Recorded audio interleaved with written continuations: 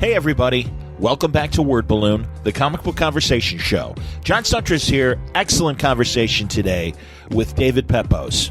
We had David on a couple years ago with his debut comic from Action Lab, Spencer and Locke, a very funny concept. Think of Calvin and Hobes growing up and becoming a police officer, and he hasn't left Hobbes behind. He is his partner, at least in his mind, and they go off on a pretty amazing adventure. Well, Volume 2 is coming up in April, and David is here to talk about that. The concept explodes further through the comic strip pages. We talk about some of the inspirations for the characters that show up in Spencer and Locke Volume 2. It's nice to catch up with David. And I really enjoyed the first volume, and the second volume looks like it's equal fun. I think you'll enjoy this conversation with David Pepose on today's Word Balloon. It's all brought to you by Aftershock Comics, the independent comics and graphic novel publisher sending shockwaves through your local comic shop with groundbreaking series like A Walk Through Hell by Garth Ennis and George Suzuka, Animosity from Marguerite Bennett and Raphael De La Tour, Dark Arc from Cullen Bunn and Juan Doe, and the new must-reads like Operon from Ryan Parrott and Milos Slavkovic, Stronghold from Phil Hester and Ryan Kelly, and coming soon, Dark Red, A Tale of Vampirism in the Heartland from Tim Seeley and Corin Howell, as well as Out of the Blue from Garth Ennis and Keith Burns, Volume 1, 72 pages of gripping action, adventure, and aerial combat presented in full color on the finest paper stock and the popular oversized European hardcover format. Lots of great stuff coming from Aftershock this year. You don't have to take my word for it. You can go to the website and see full story descriptions, preview pages, and the diamond codes on how to order these books through your local shop at AftershockComics.com. Aftershock. Don't forget to read dangerously. Word Balloon is also brought to you by the League of Word Balloon listeners. Thank you very much, League, for your continued support via Patreon. Just had the month turnover and got my Word Balloon subscribers their help, and I appreciate that very much. If you like what you hear on Word Balloon and you think the show is worth your time and you want to help the cause out, you can go to wordballoon.com and click on the Patreon ad, or go to patreon.com/wordballoon. Thank you very much for your support, League of Word Balloon listeners. All right, let's get into our conversation now with David Pepose talking about Spencer and Locke Volume 2, now on Word Balloon. David Pepose, welcome back to Word Balloon. And, man, Volume 2 of Spencer and Locke. Nice going, man. Well, thank you so much. Thank you again for having me. I had such a blast last time, and I appreciate you taking the time now. You and George are doing a terrific book. Is it George or Jorge? I want to say Santiago's name correctly. Well, you know, it's funny. So personally, he goes by George, but because he spells it Jorge, professionally, he does go by Jorge, just so it doesn't confuse people when they're trying to find him. So sure. like my last name, it's a choose your own adventure. But I'll call him, for the purposes of this interview, I'll call him Jorge, but he knows that he's George in my heart. There you go. All right, man. No problem. Well, you know my last name. Good Lord. Yeah, right. I tolerate every pronunciation of my name and spelling for that matter. So I understand. But hey, no, seriously, this is great. I'm glad that the Spencer and Locke saga continues now with Volume 2. For people who this is their first time hearing you and everything, give us the 10-cent tour on Spencer and Locke. Yeah, the easy elevator pitch for Spencer and Locke was, what if Calvin and Hobbes grew up in Sin City? It's about a hard-boiled cop whose partner is his childhood imaginary friend named Spencer. So I say it's a little True Detective, it's a little Fight Club, and it's 100% a love letter to classic Bill Watterson strips. And that's what leads us to our second volume, which was kind of the biggest secret that I had for promoting Volume 1 was what we would do if we ever did a sequel. And we're taking the Fables approach. No comic strip is safe anymore. We're doing hard-boiled Calvin and Hobbes versus hardcore Beetle Bailey. Wow. All right. Yeah. Beetle with post-traumatic disorders, I'm guessing. Exactly. Not to make light of the condition, but yeah, all right. There you go. Like Nuke from Marvel, the exactly. The super soldier gone wrong. Yeah, Roach Riley is kind of our analog of Mort Walker Bailey. Roach Riley, very nice. Roach is he's the sole survivor of his platoon overseas. And as you'll see in our book, he saw some pretty messed up stuff over there.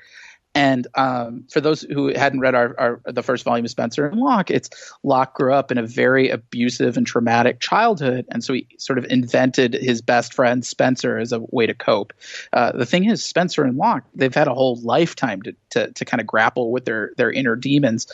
Roach, though, he's kind of sustained just as much pain and suffering over a much more accelerated time frame, and so he's kind of come out the other side with some very bleak philosophies on life and sort of the merits of pain and suffering. He's kind of found religion in a weird way, and he's kind of looking to spread the good word to as many people as possible. So he's kind of the most terrifying villain that I could think of for these characters, because he thinks he's doing us all a favor. And that's sort of that true believer mentality kind of makes him the unstoppable force against Spencer and Locke's immovable object. That's fantastic. Now, I'm a huge Beetle Bailey fan.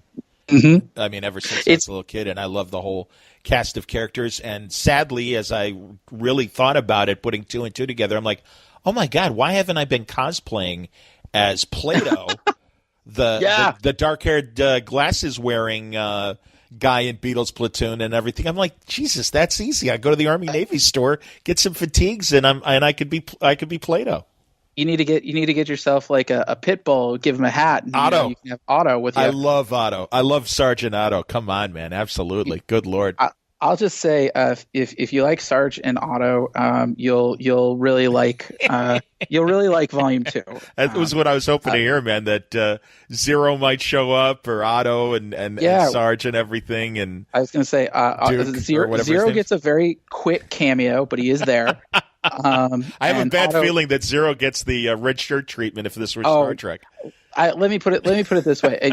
You'll our very first page of Volume 2 is where we see what happened to Roach's platoon. Wow. And it is bleak, to say the least. And that's sort of the tip of the iceberg. Our initial series started off with flashbacks from Locke's childhood. Mm-hmm. And where this round, every first page is going to be sort of a flashback to what Roach saw over there. Wow. And it's kind of bleak and heartbreaking, but in a very different way than Locke's childhood was. And I kind of think, I consider Roach to be just as much of a headliner as our title characters. He's kind of I wrote this well before Infinity War came out, but I felt a lot of parallels to that, just in how much Thanos was kind of the driving force of the story. Absolutely. So much of our story is deals with Roach and his perspective on things, just as much as it does from Spencer and Locke. So does that give Jorge the opportunity to play around with different art styles as well? Yeah, well, so that's kind of the strength. Truly, no offense, Matt, because again, it's a great story and it's a fun story. But yeah, I think as you know, man, I mean, it's a visual art, and Jorge's art really grabbed me. And does he color himself? I forget. Forgive me. No, his colors. We're working with Jason Smith. He's a colorist over at Hi-Fi.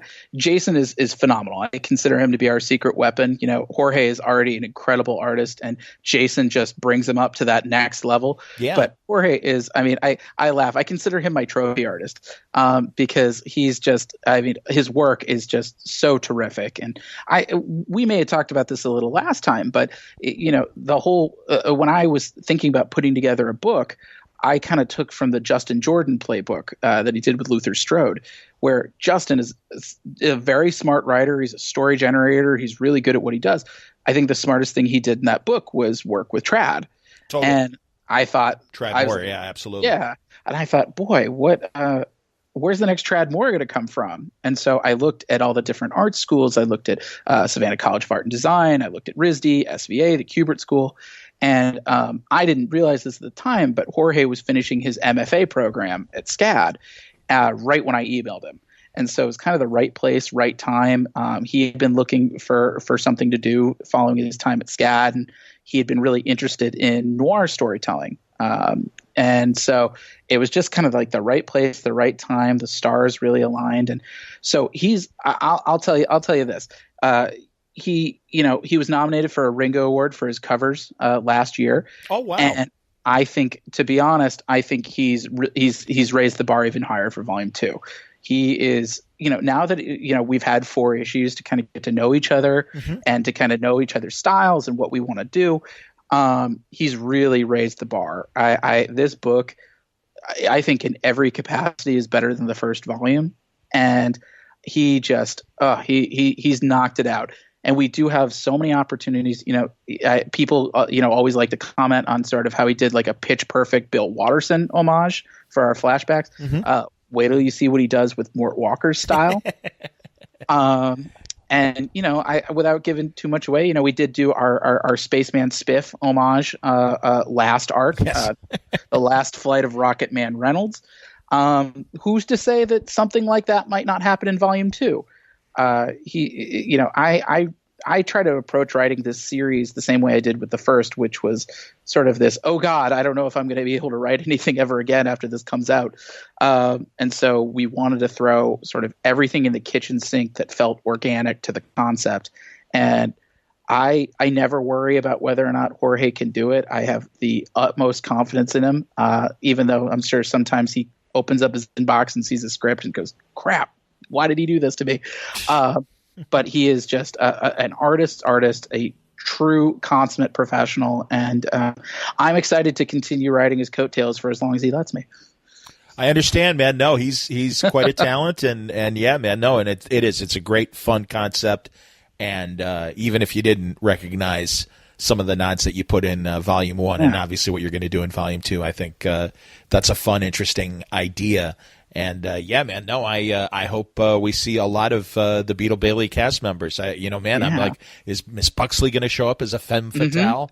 No, we'll definitely see a little bit of Roach's girlfriend, Miss Shapley. And is that what she's called, the Shapley?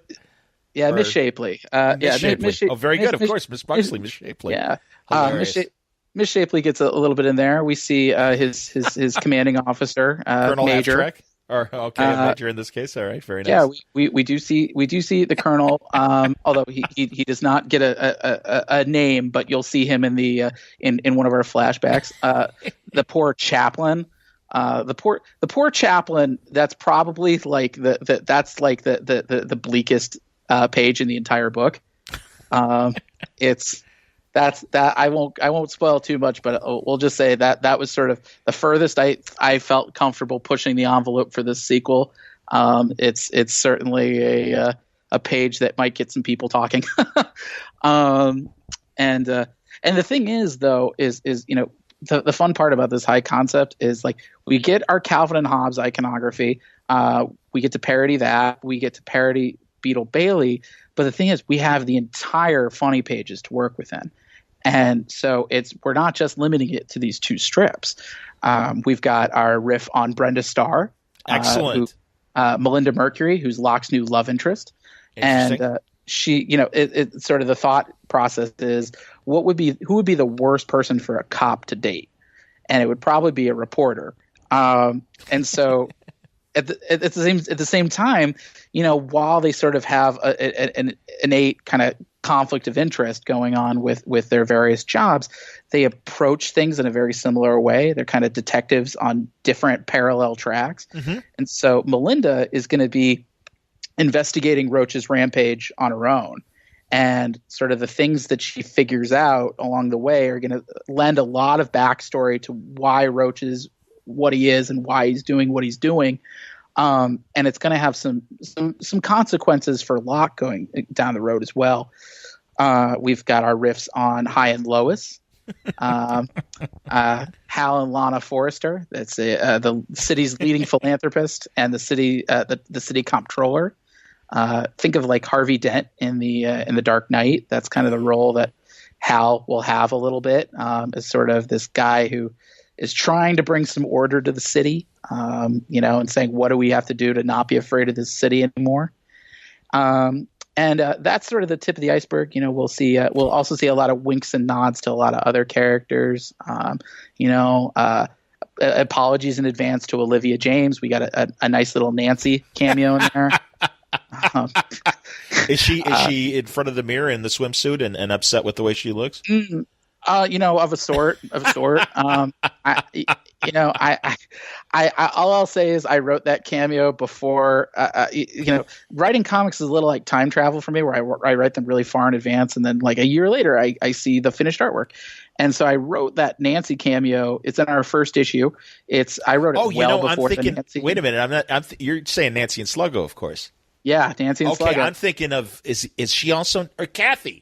That's who I was thinking Kathy. of. Shame on me. Kathy. Oh, my God, of course. Yes, and by the way, the new Nancy is fantastic. It's fantastic, which is why I have to apologize to Olivia in advance, because I just, all I'll say, Sluggo is lit, and I apologize. I apologize in advance to all the Nancy fans out there. I'm really sorry. It's a parody. Good Lord. I wrote this cameo well before the Nancy relaunch, and in retrospect, it makes the joke 10 times funnier to me.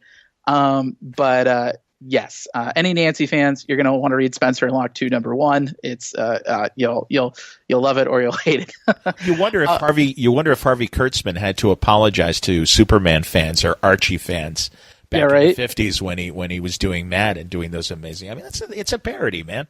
Yeah, I mean, that's the thing. It's we'll see. I understand. I guess we'll see. As long as they spell your name right, Elvis. That's the right. That's the key. So positive or negative, as long as they spell your name right. Yeah, as long as they spell my name right on the cease and desist, I'll be happy. There you go.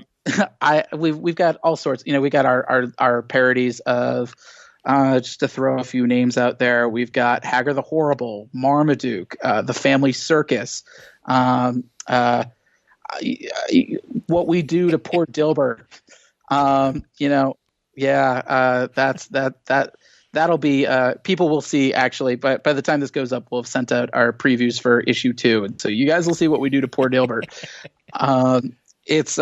I used to read the comic section of the St. Louis Post-Dispatch when I was a kid, and I got my start out of college as a newspaper reporter. So I feel like a real kinship towards the funny pages, and that was kind of the toughest thing about the first Spencer and Locke was everyone was so excited about sort of this kind of grown-up parody of Calvin and Hobbes that I didn't have the heart to tell everybody they're just one section, that one part of the comic section.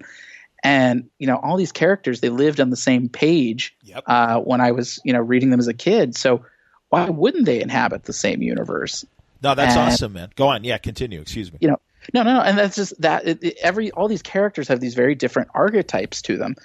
And that was the thing that really kind of appealed to me for doing a sequel with this is, first and foremost, and I'll get into this more in a little bit, but I felt we had unfinished business with the characters of Spencer and Locke. I felt like there was a lot more we could tell about their story and sort of their look at trauma and mental illness and sort of these the coping mechanisms, healthy or otherwise, that people take to get up in the morning. Mm-hmm. But I thought that there's so many different archetypes in the comics section.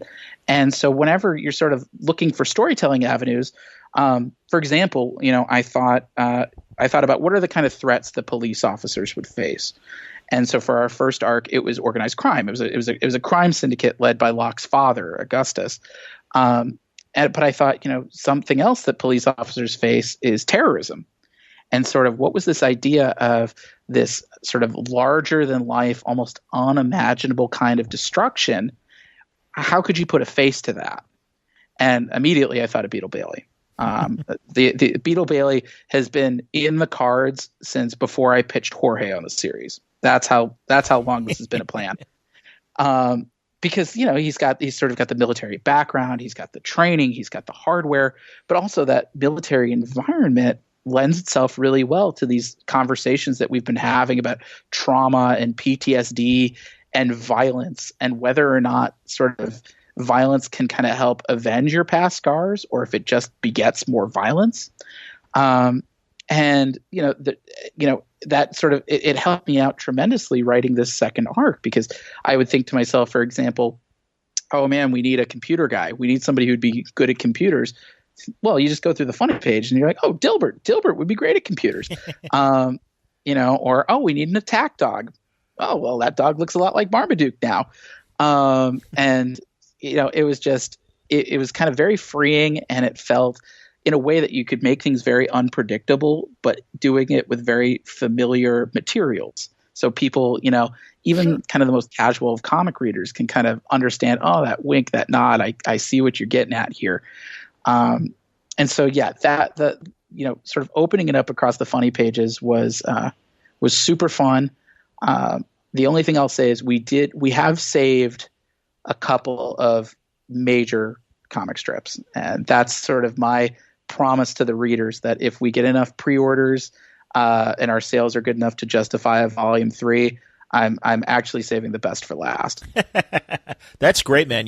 Not only, as you say, they lived on the same pages in the newspapers. In the 70s, I remember when I was a kid, there was I don't remember. I think it was a special that they ran on ABC or something like that. Where, well, first of all, there was Archie's Funhouse, where all the comic strips would have little vignettes, and you saw the Cats and Jammer Kids and Smokey Stover and all that stuff. But then there was like one adventure that I remember where it was Dick Tracy and it was Mandrake the Magician, and along with a bunch of funny strip characters.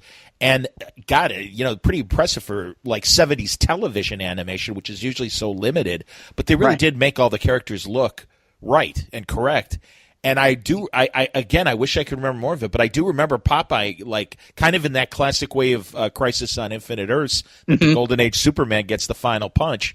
Popeye is the one that gets the final enforcer shot and everything, and is shot from a submarine to beat whatever the hell they. Do you know what I'm talking about? I do, and it's funny because you're mentioning Popeye. And he's not in the sequel, but I do have an idea for Popeye that if we ever got a volume 3, I don't know if I can fit him in, but I'd love to if I can make it work. Drunken Sailor, come on! There's always room for a drunken sailor. He's like the drunken sailor, but he's also like a steroid case. Like he's like the Bane of the comic strips.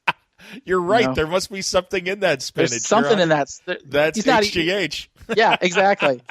Like that guy's on PCP. Like he's like, oh, olive oil. You thought you could get away. Yeah, that's fantastic. Wimpy can have an addiction, obviously, with hamburgers and everything. Yeah. I want co-writing credit for the next. You got any more of those hamburgers? It's one of those things. It's anybody who ever gets mad that I poke at their favorite comic strip in this sequel, just know there's so much more that I left on the cutting room floor. And then there's lots of little nods that some of them I might be the only one who gets, but it makes me happy to have them in there anyway. Like I'll say, you know what? I'll give a little spoiler for our readers just so they get it. For example, our mayor for the city, I asked Jorge to base him off of Les Moore from Funky Winkerbean, just because I thought that like the only person who could be the mayor of this super bleak, depressing city would have to be the guy from Funky Winkerbean. But yeah, I mean, it's one of those things. People have asked about sort of how we balance the tone of this series, because it's sort of a very tragic comic kind of book. I mean, it's very sort of black comedy, obviously. Sure, absolutely. And part of it is sequels, and I think a lot of the best known sequels, just by virtue of their structure, they do make themselves a little darker. I mean, you think of The Empire Strikes Back, or you think of Dark Knight, or you think of Godfather Part 2. And I think part of that is it's trying to expand the world. It's trying to sort of make these threats that the main characters face even bigger and scarier than before, but in a way that still feels personal. And that was something that we really tried to invoke for the sequel. But in so doing, we're also kind of interrogating a lot of the things that we set up in the first arc that, people kind of took at face value. So, for example, Locke is a cop who's invented his own best friend. And while their relationship and their dynamic can be kind of very engaging and kind of even heartfelt, it's not necessarily the most healthy coping mechanism in the world. And we're actually going to open up our series. We see Locke. He's been benched by Internal Affairs because of the body count that he left in the first arc.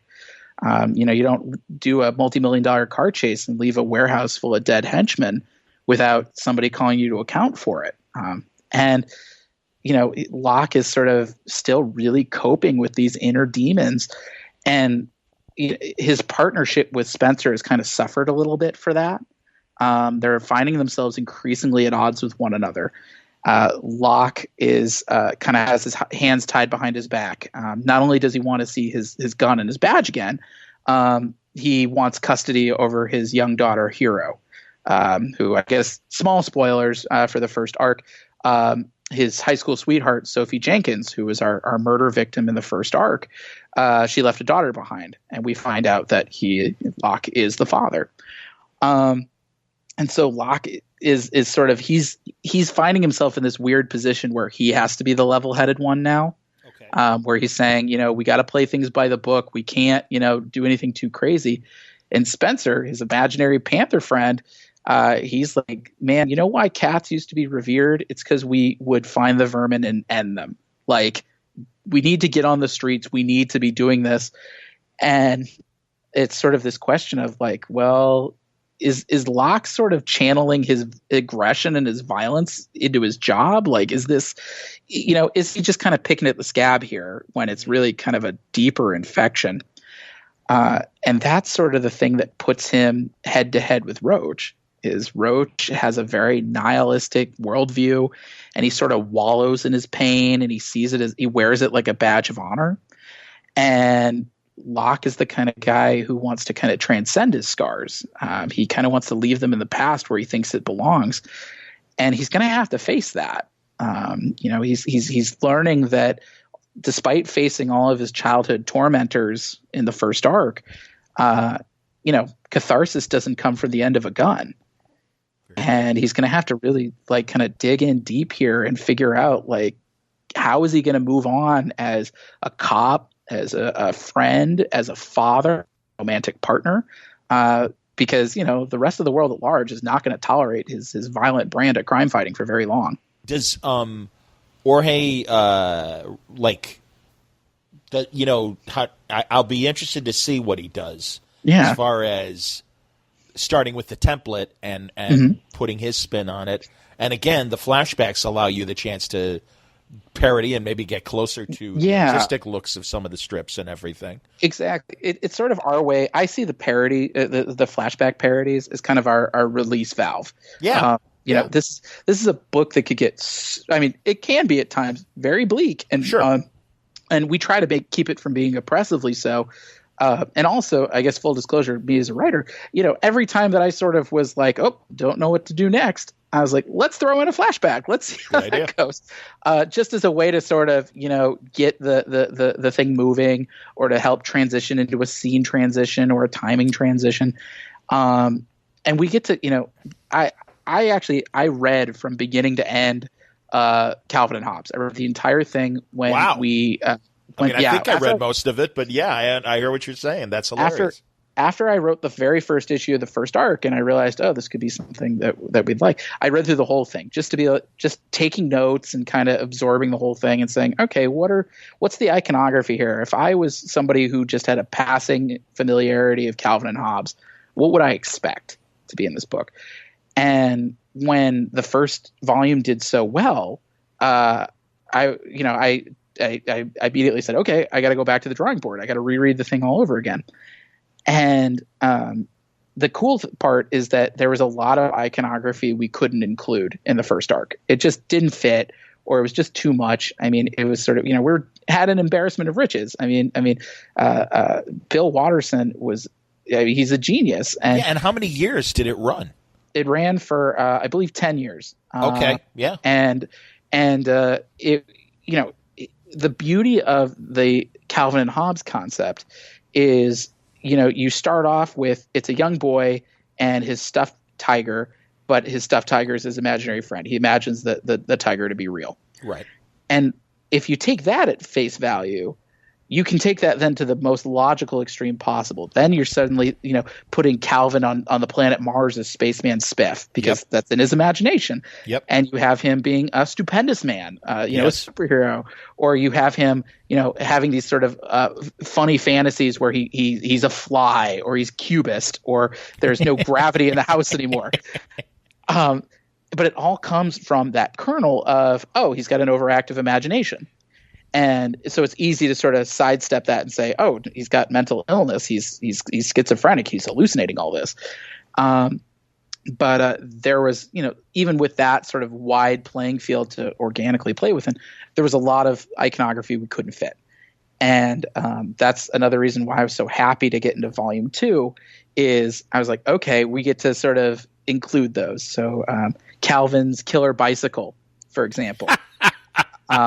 I really wanted to fit that into the car chase in volume 2. We couldn't make it happen. I'm much happier with how it turned out this time. There's one of Calvin's other alter egos gets we get a nod to that, and I'm so excited with that part. That's probably my favorite sequence in the whole series, just like Rocket Man Reynolds was in the first arc. Mm-hmm. Anybody who was a fan of, we had a quick blink and you miss it cameo of the murderous snowman. We had a snowman murder scene in the very first issue. People who like that, they're going to love what we do in volume 2. But it's kind of being able to kind of take these two worlds and kind of swirl them together a little bit. Sure. Because, on the other hand, we see Roach, he's a military guy, and I figure nobody's buying this book for subtlety. So we go crazy with it. I mean, we start him off where he's using a sniper rifle on political figures at the very beginning of the first issue, and it's only going to get bigger from there. Okay, let's take a break and get into our sponsor. This portion of Word Balloon brought to you by Aftershock Comics, the industry's fastest-growing independent publishing company, promoting both new and established comic audiences to read dangerously. They're claiming 2019 as the year of reading dangerously. As a publisher of many of the most talked-about independent titles of the past few years, things like Marguerite Bennett's Animosity, Garth Ennis' A Walk Through Hell, Dark Arc from Cullen Bunn and Juan Doe, and, of course, Donny Cates and Baby Teeth, Aftershock is pushing the envelope even further this year with new releases and ongoing series that continue to thrill, chill, and challenge both imaginations and sensibilities. Aftershock is working with top writers and artists and some of the brightest new stars in the creative community. Some of the new titles that are coming out this year, things like Stronghold with Phil Hester and Ryan Kelly, Oberon, a new supernatural series featuring Ryan Parrott, Dark Red, a vampire living in rural America from Tim Seeley, and things like Out of the Blue and Horde. They're going to cut across all genres to take readers far beyond the comfort zones. Now, in the weeks ahead, we'll be talking to more Aftershock creators about their books, but you don't have to wait. Go to their website. You'll find full story descriptions, preview pages, and the diamond codes on these books to order through your local shop at AftershockComics.com. All right, let's get back into our conversation now on Word Balloon. Roach is... I see him as if Heath Ledger's Joker had survived the events of the Deer Hunter. Wow. And yeah, it's just, he's by far my favorite character to write in this arc. And I say that as somebody who really loves writing Spencer and Locke. Sure. He gets all kind of the best lines. He gets all sort of the sort of larger than life action beats. That's him driving it. I don't know. We wanted to have a villain that was worthy of these characters, and I feel there's that line in The Dark Knight where Joker says this city deserves a better class of criminal. I think we gave it to them. Excellent. Very funny, man. No, that's terrific. And again, I can also see where if you go back to flashbacks that it might inspire serious moments from you know, the comic strips and what they represented and everything. And you open a door to a lot of story possibilities. And God, and it's, as you mentioned, the history of Calvin and Hobbes and stuff, I always think about how it wrapped up, and it had wasn't it Calvin on Adderall or something like that to to stop imagining. And I remember a couple very chilling panels of Hobbes turning back into a stuffed animal. Mm-hmm. There was go ahead. Yeah, well, there's a parody on Reddit, and actually that helped inspire Spencer and Locke. Was exactly what you were saying, where it was Calvin working on his homework, and Hobbes goes up and he goes, "Don't you want to go outside and play?" And Calvin says, "Mom says I need to finish my homework. She says the Ritalин's working really well." Right. And then it just cuts to this panel of just Calvin doing his homework, and this is just like lifeless doll sitting next to him. And I remember reading that strip and just cackling. And then I kind of that's paused. interesting because that really disturbed me. I'm like, oh, wow. Yeah. It will, and then you start thinking like, oh yeah, like what if like this imaginary friend that Calvin had, what if it's not this like kind of fun affectation? What if it's like the symptom of a deeper pathology? And that was very much. I mean, that was actually a huge inspiration behind Spencer and Locke because, of course. When you take a lot of these characters and their high concepts, a lot of them, and this happens all across pop culture, we take their high concept at face value. Whereas if we knew somebody like Batman for real, like if your friend Joe was like Joe in finance was like wearing leather in the middle of the night and beating up homeless people, like you'd be like genuinely alarmed. Sure. But like, but at the same time, like Bruce Wayne gets to do it, and like he's a billionaire and he leads, he's the most popular comics character in the world. So he's like if the 1% had like a super violent angry streak. Oh sure. Have you seen that trailer for the horror movie that's coming up that essentially is like a dark version of Superman? Yeah. And I can't remember the name of it. I don't know if you can remember the name of it. I'm trying to remember. All I remember is that I think James Gunn's a producer on it. Yes, that's right. But I know exactly what you're talking about, where it's sort of this idea of like, yeah, you raise an alien child, he's going to look through things with alien eyes, right? And like in an alien perspective, and it's a very chilling sort of deal. I mean, I think Straczynski did that too in Squadron Supreme, with Hyperion, Mm-hmm. And it's just, I mean, I know it's sort of taking the piss out of like people's like childhood a little bit, but I think in certain ways there's, my goal with comics, and maybe it's a weird goal, it's to make concepts that everybody thinks are ridiculous and then make you cry over them. And I feel like we did a really good job with that with the first Spencer and Locke, and I hope that's the case with the second. It's like a wild kind of concept that kind of subverts things that people like, and it turns your sacred cow into hamburger. But I think it's I think there's a point to it. It's not just us trying to be like shock value. I think there's Locke as a character. I think the reason why we like him so much and why we've stuck around for round 2 and, God willing, around 3 is, there's something very human about him. I think that we all have these kind of I think we're shaped by our bad memories just as much as our good experiences. Absolutely. And I think we all have scars, and we all have things that we don't like to think about in our pasts. And Locke is kind of that's who he is. He's all scar tissue, but he gets up every single day, no matter how much it hurts. He always finds a way to get back up. And he's ultimately, despite kind of being in this very bleak environment, he's a creature of hope. And I think that's the reason why our fan base has been like as rabid and as vocal as they have been, which this was my first book, Sure. And the fact that the first volume of Spencer and Locke, we were nominated for 5 Ringo Awards. Outstanding, man. Congratulations. That's wonderful. And thank you. And it's just, like, that's like a pinch me kind of thing. That's like the Matrix is glitching. Like, this can't be accurate. But I think it's because, our fans are just really hardcore, because I think they all can relate.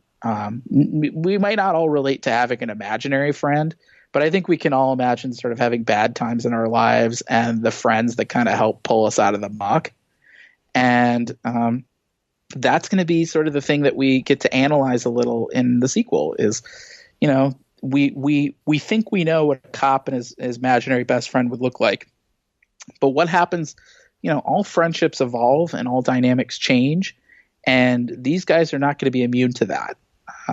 They're they're gonna have to pull in deep to sort of come out of this unscathed, but their partnership may have some very drastic changes along the way. Cool. That's excellent, man. And the Ape, obviously, or excuse me, Action Lab. Shame on me for saying Ape at first, but yeah, Action Lab obviously very happy with us and greenlighting Volume 2. Was it easy? Yeah. Where again it did well enough that they're like, well, yeah, let's have more. Well, so Action Lab, I love them to death. The thing, and we were talking about this off mic earlier, Yeah. but the thing I love most about Action Lab is that they gave us the freedom to tell the story the way that we envisioned it. I think they might be unique as far as that goes, as far as publishers, because we're playing with some very combustible material for the first arc. I knew that this book would either, whether it succeeded or failed, it would do so loudly, just based on the high concept. Mm-hmm. And Action Lab, I think certain publishers would have been very squeamish about that book. I remember one place we pitched, top 5 publisher actually told us it was the best pitch they'd never publish, which I take as a high compliment. I wear that as a badge of honor. But some I think would have kind of tried to pull us back in terms of the intensity and in terms of some of the subject matter that we were probing, which I think would have really kind of watered down the book and kind of weakened its punch. But I think there are some other maybe less reputable publishers out there who would have tried to push us into exploitation territory, which is something we didn't want to do either. We never wanted to, make abuse seem romanticized or titillating or, poking, or making light of what, some real people we knew were going through. And Action Lab kind of let us walk that tightrope. And they said, we trust you to tell the story the way you pitched it to us. And as long as you guys hit your deadlines, or just tell us if the deadline needs to be pushed, tell the story the way you want to tell it.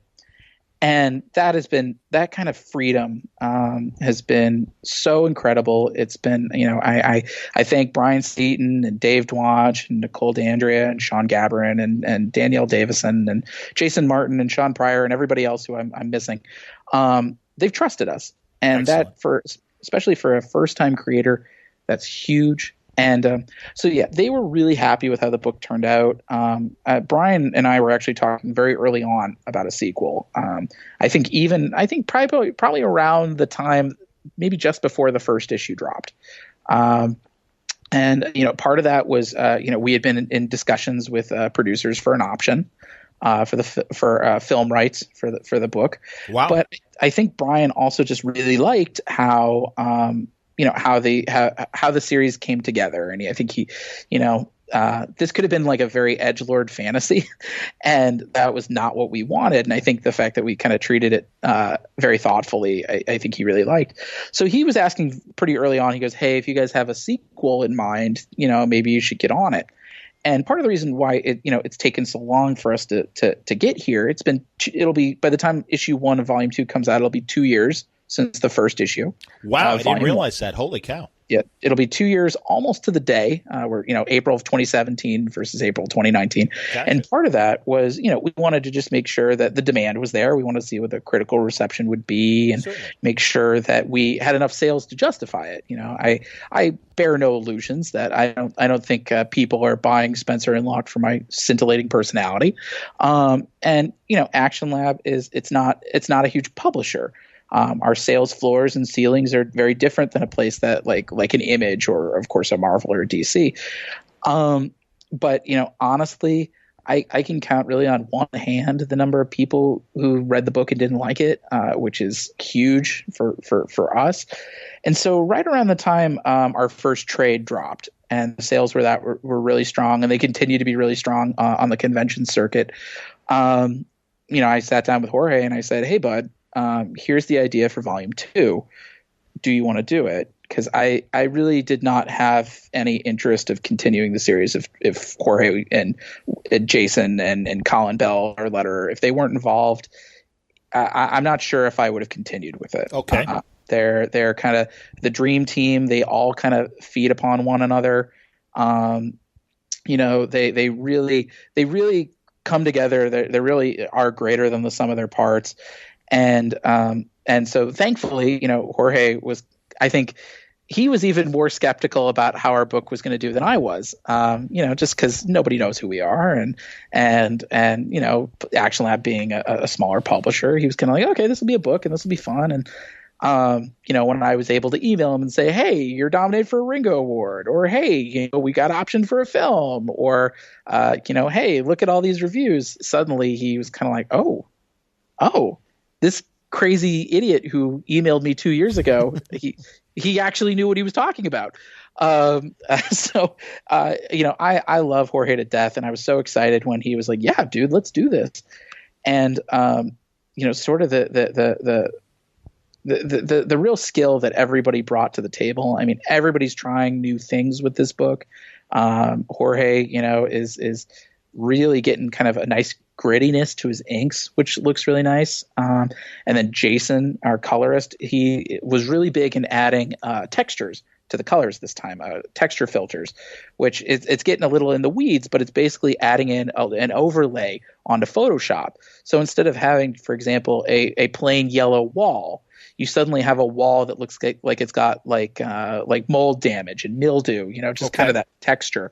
Mm-hmm. And I think that really kind of helps make our scenes seem much more realized. I'll say, without spoiling too much, we have a big setting change in one of our issues that Jason really kind of brought that whole thing to life by just his color scheme. Colin was, invaluable, our letterer, in terms of giving each of these characters their own voice.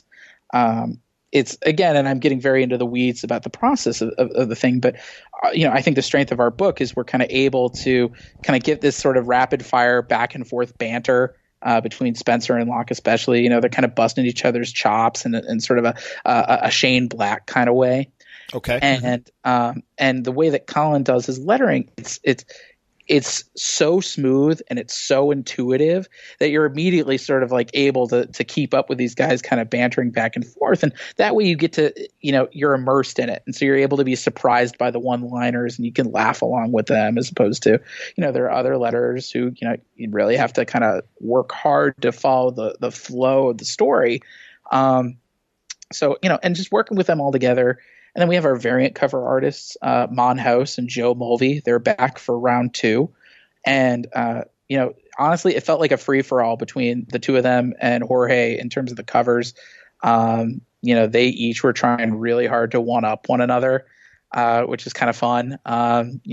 Like being the inbox that everybody's sending stuff to, it was nice seeing like all these artists get really competitive with one another and try to see, who can try, whichever weird trick best. Mulvey, I will say, he has one of my favorite covers in the whole run. He does, and it won't be in previews yet, so you guys will have to stay tuned for another month, but he does an homage to one of my favorite comic covers. But the twist that he puts on it, I think, is going to have people like pulling their hair out. They're going to be so excited. That's awesome, man. That's terrific. So what conventions are you going to be at this year? I'm doing a lot this year. I'm really trying to up my game. I consider cons to be outreach. Sure, of course. A lot of markets that, again, a lot of people have not heard of an Action Lab, but, they have heard, hey, do you like Calvin and Hobbes? So I'll be at C2E2. I'm doing my first Heroes Con this year. Excellent. Going back to Denver and Baltimore. Those cons were very good to us last year. New York and San Diego. Okay. I just got into MegaCon in Orlando, so I'm very excited about that. Sure. I just hopefully, fingers crossed, I'll be doing Boston this year. And then, I'll be wandering around a little bit at WonderCon this year. Cool. Action Lab is not tabling this year, so I'll just kind of breeze in since I'm an LA local. And Rose City over in Portland. They were terrific to us last year, and the schedule is sort of evolving as time progresses and more cons get back to us. I'm a big believer in con for the jobs you want, not the jobs you have. And yes, the thing is that people might not know about me is I tried every stable job I could think of. I worked as a reporter. I worked in I worked in corporate at CBS. I worked in Hollywood as an assistant. I tried all of those stable jobs and was terrible at all of them. So this is like my last shot. This is the job that I think I'm actually good at or can be good at. And so that's sort of my challenge to the comics industry is I'm not going anywhere. I'll do this for the rest of my life if I have to. And I'll love doing it. It's the greatest gig in the world to be able to write something, have people draw beautiful artwork for it, and then be able to travel around the country, meet new readers, have them fan out over your work, and come back the next day. It's the best job in the world. It's the hardest thing I've ever done. I've called over 1,000 retailers just this month. Just to get outreach out about the book. But boy, is it anybody who ever wants to write a comic, I highly recommend it. It's certainly, I couldn't make up a job this good if I tried. That's awesome, man. Now, before we wrap up, you mentioned CBS, and, I've been affiliated over the years on and off with CBS. I spent 9 years working for one of the rock stations they owned and one of the sports stations. And currently I'm doing news for the Chicago CBS station and everything. So what'd you do for them? I was in their corporate division. I worked with publicity and PR. Okay. So I was basically the corporate copy editor for any press releases that came out of the greater CBS apparatus. So, I would write ratings releases. I would look over any statements that any of the, major executives had, any sort of, synopses on individual episodes of shows that were airing in a particular week. So I worked on Big Bang Theory. I got no shame with that. Nice. It's the number one comedy for however many years. I worked on Supergirl. That was fun. I actually worked with the publicity team on that one. It was an incredible experience, and honestly, I think it really informed how I approach comics. Because there are a lot of people who, will sort of rag on CBS. They'll say, a show like The Big Bang Theory, for example, they'll say, oh, this doesn't feel sophisticated. And the thing is, it doesn't have to be. It's accessible, and it's relatable to a wide swath of people. And the thing that it was really taught me was you can have the best product in the world, and it doesn't matter if no one's ever heard of it.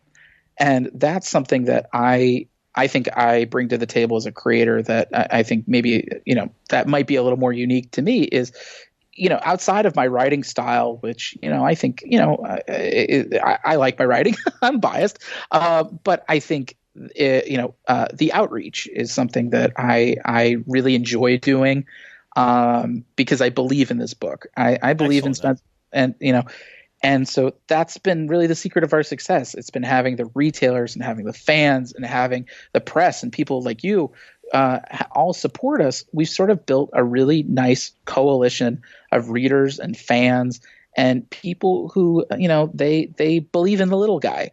And as the little guy, I appreciate it. Jorge appreciates it. The whole team appreciates it. And we're as long as we're telling stories together, we're always going to tell the best stories we possibly can. We're not going to leave anybody on the hook. We're not going to try to chisel them out of anything because honestly, readers deserve better. Retailers deserve better.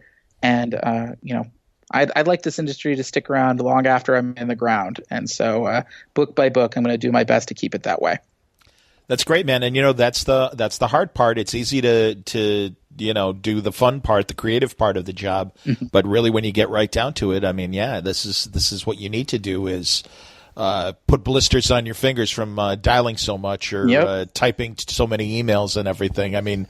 Yeah, that's good. And that is the heavy lifting of comics. And especially when you're starting out and you've got a book that has to compete with a very competitive bookshelf and a lot of great writers and artists that have already established themselves. But you got a great high concept. Thank you. I'm very glad that Volume 2 is happening and you've got an excellent team with you that is putting out a great looking book. And so it doesn't surprise me. And so can they still order volume? Where are we on the cutoff date for Spencer and Locke? So you can pre-order the first issue of Spencer and Locke 2. Our final order cutoff date, according to Diamond, is April 1st. So there's still time to do so. And then our second issue is also in previews right now. We'll be teasing the trial of Spencer and Locke, which is going to be a big part of our sequel. That's also available in the March previews catalog. Our codes for the first issue is Feb 1913 09, Feb 1913 10, and Feb 1913 11 for the first issue. And then our second issue is going to be Mar 1913, I believe it's 29, 30, and 31. Yes, that is correct. Mar 1913, 29, Mar 1913, 30, and Mar 1913, 31 for our second issue, which is in the March catalog.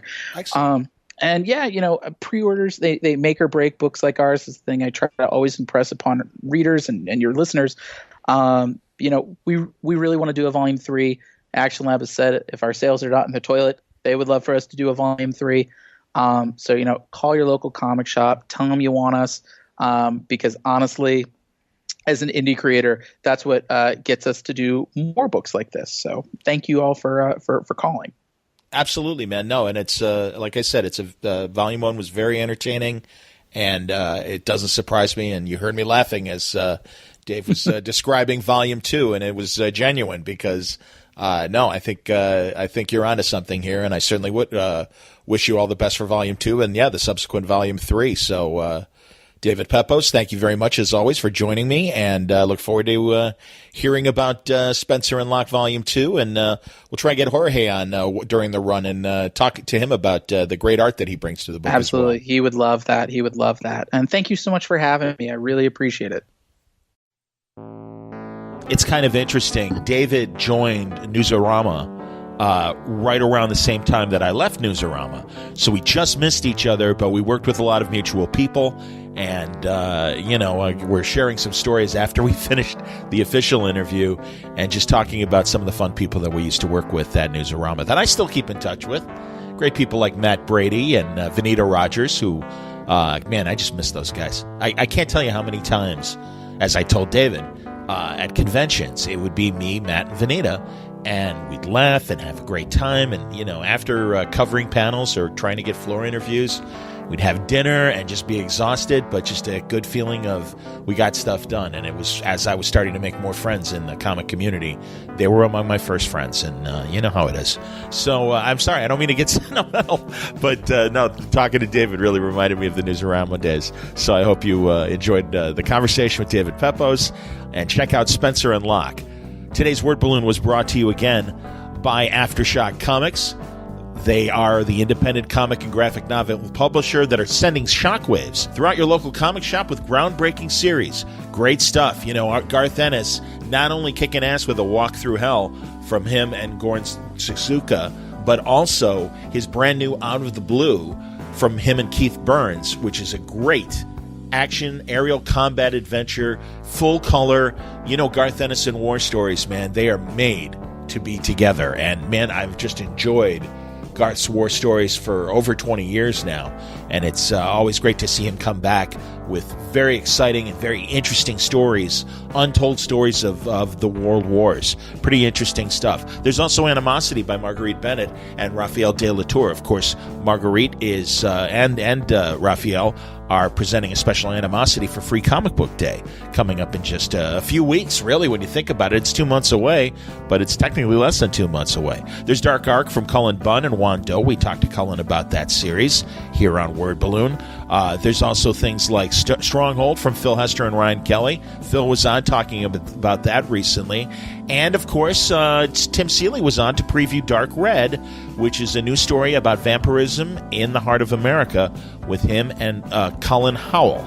Now, we're going to be talking more about more books in the days and weeks ahead. Things like Oberon from Ryan Parrott and Milos Slavkovic, and also other great projects as well. This is a big year for Aftershock Comics. They're calling it the Year of Reading Dangerously, and they advise you to read dangerously. They make it easy for you. Check out full story descriptions, preview pages, and the diamond codes on these books and more on how to order them through your local comic shop at AftershockComics.com. Thanks again for listening. Thank you, League of Word Balloon listeners, for your continued support. There's another episode that is coming down the pike later today. Man, I'm happy to welcome Ed Brubaker back to Word Balloon. And we had a tremendous conversation just hours ago, and really wanted to get it out there and share it with you. We had this conversation with David, and they're kind of, there have been moments where they both work in the same milieu, if you will. Last of the Innocent was one of Ed's volumes of Criminal, and certainly there were some recognizable analog characters from the Archie universe. So check that episode out. And man, March is just getting underway, and already the dance card is filled with some of your favorite creators, some newcomers coming on for the first time, and some great old favorites as well in the days of March. So beware the Ides of March, but in the case of Word Balloon, it only means you're going to have good podcast conversation in the days and weeks ahead. Until next time, Word Balloon is a copyright feature of Shaky Productions, copyright 2019.